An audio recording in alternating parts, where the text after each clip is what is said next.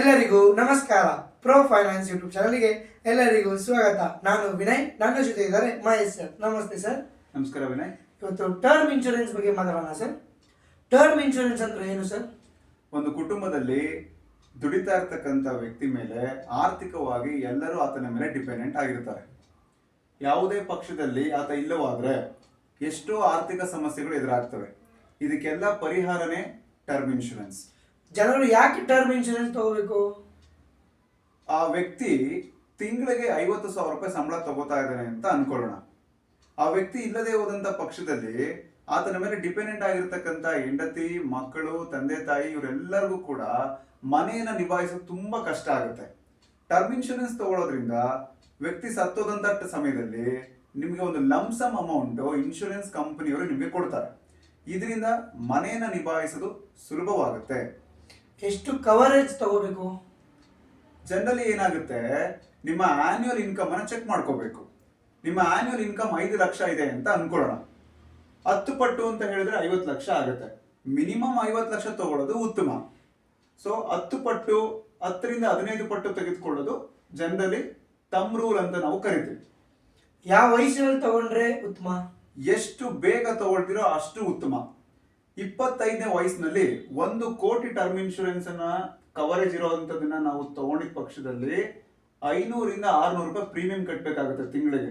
ಅದೇ 35ನೇ ವಯಸ್ಸಿನಲ್ಲಿ ನೀವೇನಾದ್ರು ತಗೊಂಡ್ರೆ 700ರಿಂದ 800 ರೂಪಾಯಿ ಪ್ರೀಮಿಯಂ ಅನ್ನ ಕಟ್ಟಬೇಕಾಗುತ್ತೆ. ಸೊ ವಯಸ್ಸು ಹೆಚ್ಚಾದಂತೆ, ಏಜ್ ಜಾಸ್ತಿ ಆದಂತೆ ಪ್ರೀಮಿಯಂ ಅಮೌಂಟ್ ಕೂಡ ಜಾಸ್ತಿ ಆಗ್ತಾ ಹೋಗುತ್ತೆ. ಸೊ ಎಷ್ಟು ಬೇಗ ತಗೊಳ್ತೀವೋ ಅಷ್ಟು ನಮಗೆ ಒಳ್ಳೇದು. ಕ್ಲೈಮ್ ಯಾವಾಗ ರಿಜೆಕ್ಟ್ ಆಗುತ್ತೆ? ಇನ್ಶೂರೆನ್ಸ್ ನಲ್ಲಿ ಒಂದು ಪ್ರಿನ್ಸಿಪಲ್ ಇದೆ, ಅಟ್ಮೋಸ್ಟ್ ಗುಡ್ ಫೇತ್ ಅಂತ ಹೇಳಿ. ಈ ಪ್ರಿನ್ಸಿಪಲ್ ಪ್ರಕಾರ ಇನ್ಶೂರೆನ್ಸ್ ಕಂಪನಿನೇ ಆಗಿರಲಿ ಅಥವಾ ಪಾಲಿಸಿ ತಗೊಳ್ತಕ್ಕಂಥ ವ್ಯಕ್ತಿನೇ ಆಗಿರಲಿ ಯಾವುದೇ ತರ ಇನ್ಫಾರ್ಮೇಶನ್ಸ್ ಅನ್ನ ಹೈಡ್ ಮಾಡಬಾರ್ದು. ನಂಬರ್ 1, ಫೈನಾನ್ಷಿಯಲ್ ಮ್ಯಾಟರ್ಸ್ಗೆ ಸಂಬಂಧಪಟ್ಟಂತೆ ಇನ್ಫಾರ್ಮೇಶನ್ಸ್ ನ ಹೈಡ್ ಮಾಡಬೇಡಿ. ಅಂದ್ರೆ ರಾಂಗ್ ಇನ್ಕಮ್ ಡೀಟೇಲ್ಸ್ ಅನ್ನ ಕೊಡಬೇಡಿ. ಮತ್ತೆ ಸ್ಮೋಕಿಂಗ್ ಹ್ಯಾಬಿಟ್, ಡ್ರಿಂಕಿಂಗ್ ಹ್ಯಾಬಿಟ್, ಈ ತರ ಯಾವುದೇ ಹ್ಯಾಬಿಟ್ ಇದ್ರೆ ದಯಮಾಡಿ ಅದನ್ನ ಇನ್ಫಾರ್ಮೇಶನ್ ಕೊಡಬೇಕಾಗುತ್ತೆ.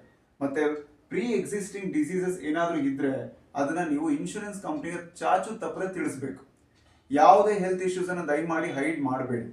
ಇನ್ಶೂರೆನ್ಸ್ ಕ್ಲೈಮ್ ಸಂದರ್ಭದಲ್ಲಿ ಈ 3 ಇನ್ಫಾರ್ಮೇಶನ್ಸ್ ನೀವೇನಾದ್ರೂ ಹೈಡ್ ಮಾಡಿದಲ್ಲಿ ನಿಮಗೆ ಇನ್ಶೂರೆನ್ಸ್ ಕ್ಲೈಮ್ ತಗೊಳ್ಳುವಂತ ಪಕ್ಷದಲ್ಲಿ ರಿಜೆಕ್ಟ್ ಆಗುತ್ತೆ.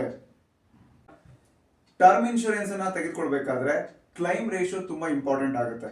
ಅತಿ ಹೆಚ್ಚು ಕ್ಲೈಮ್ ರೇಷಿಯೋ ಇರತಕ್ಕಂಥದ್ದು ತುಂಬಾ ಒಳ್ಳೆಯದು. Generally 95% and above claim ratio ನಾವು ಗುಡ್ ಅಂತ ಹೇಳಿ ಕರಿತೀವಿ. ಮತ್ತೆ ನೀವು ಟರ್ಮ್ ಇನ್ಶೂರೆನ್ಸ್ ಅನ್ನ ತಗೋಬೇಕಾದ್ರೆ ಇನ್ಶೂರೆನ್ಸ್ ಏಜೆಂಟ್ ಅನ್ನ ಕಾಂಟ್ಯಾಕ್ಟ್ ಮಾಡಿ. ಮತ್ತೆ ಅವರು ಪಾಲಿಸಿನ ಎಕ್ಸ್ಪ್ಲೈನ್ ಮಾಡಬೇಕಾದ್ರೆ ನೀವು ಬೇಕಾದ್ರೆ ಅವ್ರು ಹೇಳ್ತಕ್ಕಂಥ ಎಕ್ಸ್ಪ್ಲನೇಷನ್ ಅನ್ನ ನೀವು ವಾಯ್ಸ್ ರೆಕಾರ್ಡ್ ಅನ್ನ ಮಾಡಿಟ್ಕೋಬಹುದು. ಯಾವುದೇ ಡೌಟ್ ಇದ್ದಲ್ಲಿ ಆತನನ್ನ ಕೇಳಿ ನೀವು ಪರಿಹಾರನ ತೆಗೆದುಕೊಳ್ಳಿ.